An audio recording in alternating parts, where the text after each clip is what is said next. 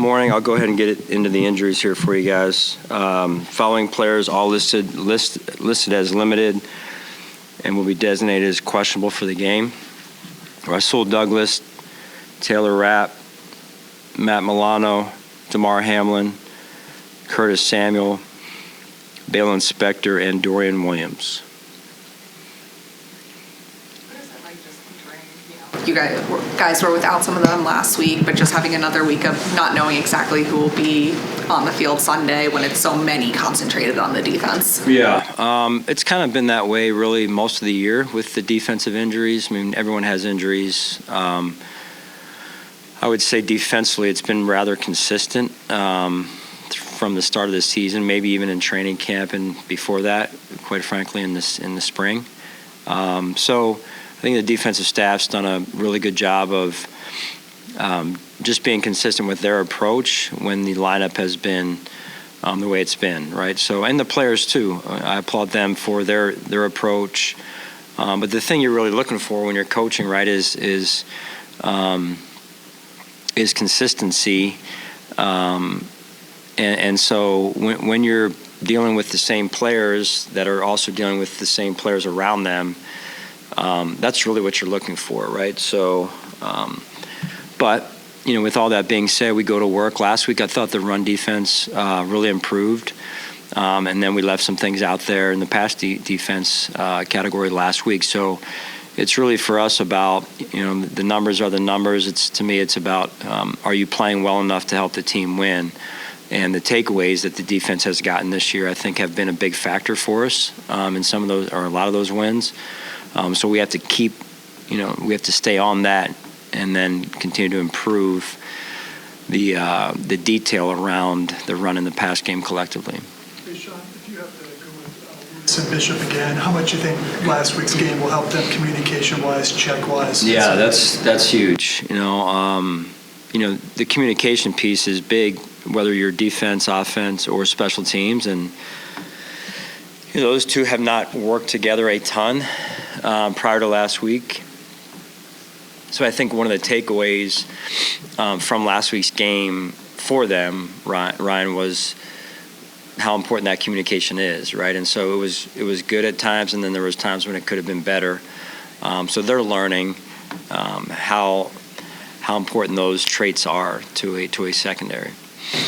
How do you feel like Micah has acclimated in his ramp-up process? Yeah, he's done a great job. It's good to have him here, and but that's a player that can, use firsthand experience of how important the communication is between safeties and how it affects the whole defense. And I mean, those back seven really have to be, playing with one heartbeat, and that takes a lot of work during the week in the process. And sometimes that process is not as friendly and as joyful as we'd all want it to be when you're trying to hone in on the details that you need for game day. Sean, with what happened yesterday at Deion's place, it had nothing to do with who that was or who lived in that house, Deion Dawkins or Joe Schmo. Do you sense, or is this something you talk to the guys about how quickly things, even if you do everything right, things can just happen? Yeah. Is there anything you say to the guys today or yesterday about?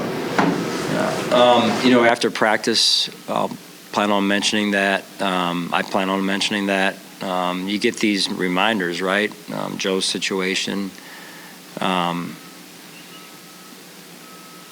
of life overall, and whether you're in a NFL uniform or NFL building, we have so many.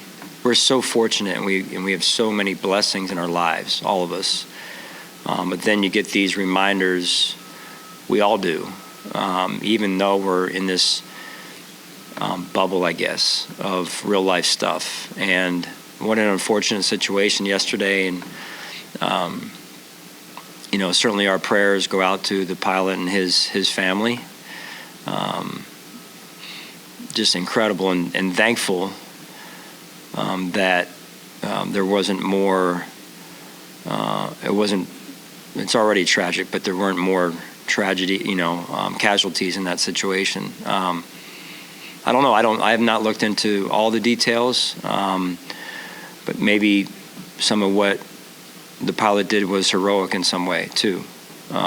That's the way I talked about it with my family last night. So, but yeah, we're in this bubble in the NFL, and sometimes we take it for granted, or people think that you don't have problems. And again, we do, and real life stuff, it's not forgiving that way, right? Just because you're in the NFL or you're a professional coach, professional player.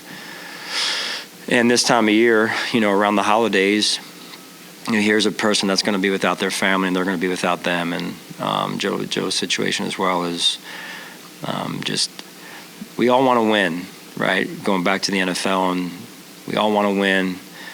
I want to do the best job that I can do for this football team and these fans. But in the whole grand scheme of things, you want to be enjoying the moments and remember really what life's about. And I think that's good perspective this time of year. Deion came back yesterday, obviously, at the facility and talked to us and was visibly emotional. How have you seen him handle it, in the last 24 hours? Yep. I think like you would expect a human to handle it, any human being for that matter. Deion is incredibly tough and a true football player, but then underneath of that is this genuine teddy bear of a person that is incredibly inspiring to others and caring and giving of himself and his time, as we know in this community and beyond. So again, perspective with what he saw yesterday and what his family experienced is important, right? So he shared a little bit with me of what he experienced over there, and again, just another snapshot of what happens in life.